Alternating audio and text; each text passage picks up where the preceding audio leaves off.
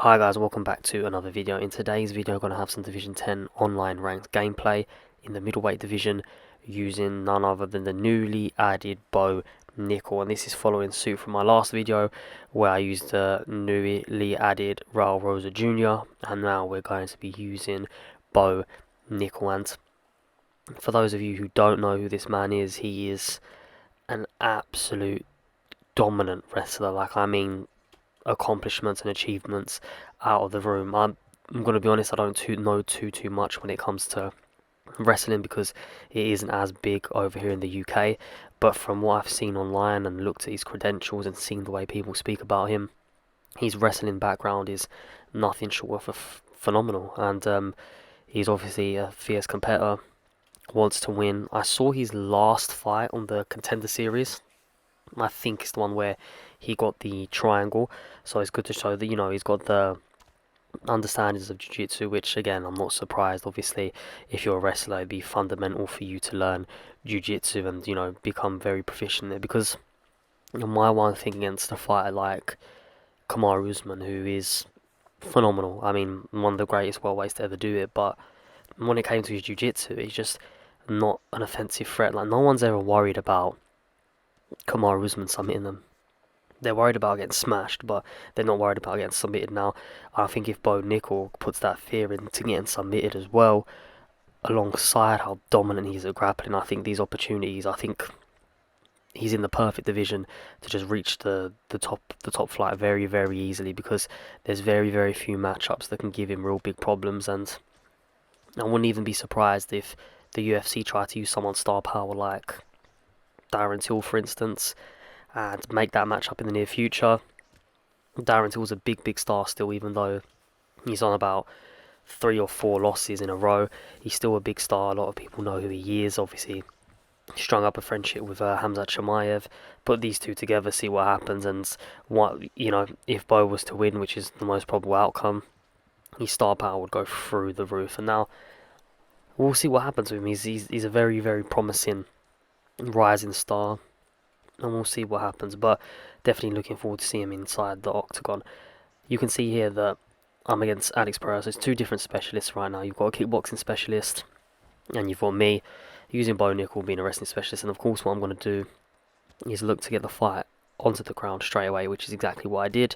I've got to look to build up some control time and do little bits of damage here and there. And the thought process behind this round in particular is position over submission and damage. So I'm just looking to get into real good positions, whittle away at the head health, but not be overzealous and lose a position, because that's the last thing you want. If you work really hard to get into an advantageous position, and because of your own over eagerness to commit and try to do damage, you come out of that position, end up back onto the feet with someone like Pereira, who's got an amazing arsenal when it comes to being on the feet, accompanied by phenomenal speed and phenomenal power.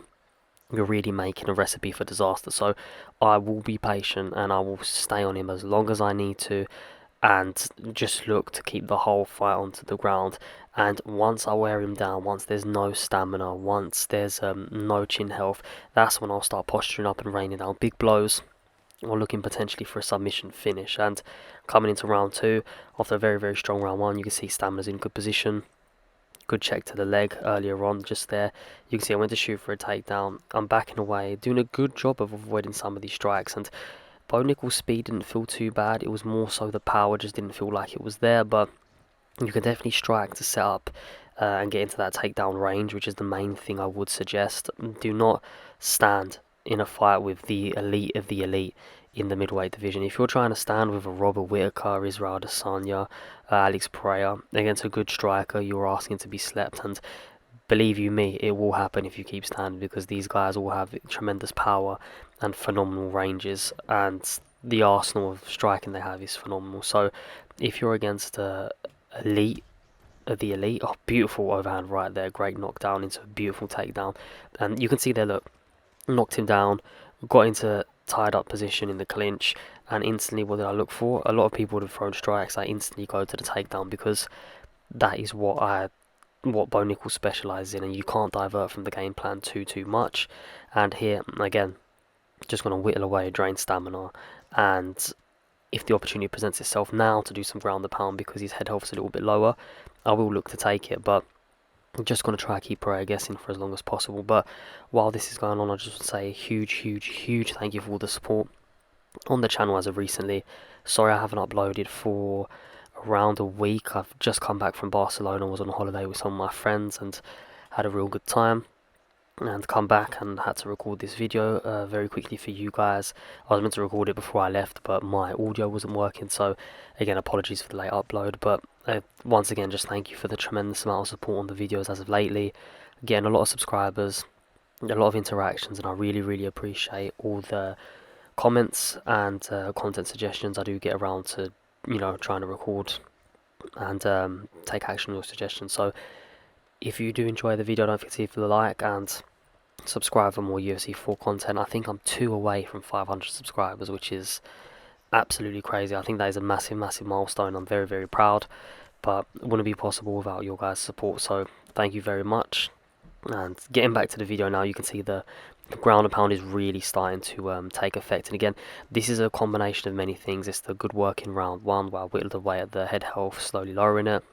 And then in round 2, picking and choosing where to throw and being smart with the ranges. Then he got hit with a big overhand right, which is such a typical wrestler punch to throw, isn't it?